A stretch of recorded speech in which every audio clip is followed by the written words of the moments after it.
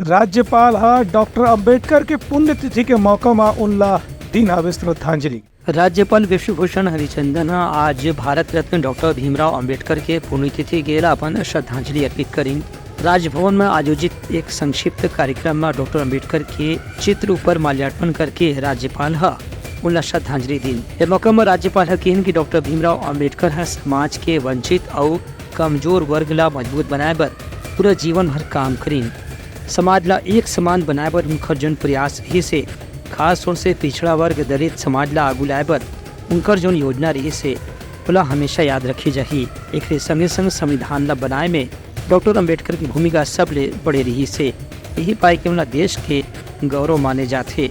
उनकर योगदान ला हमेशा सुरक्षा करे जाही। ये कार्यक्रम में राज्यपाल के सचिव अमृत खलखो, उप सचिव दीपक अग्रवाल समेत राजभवन के जम्मू वरिष्ठ अधिकारी मन घलो मौजूद रहीन। Bureau report Udalangha news.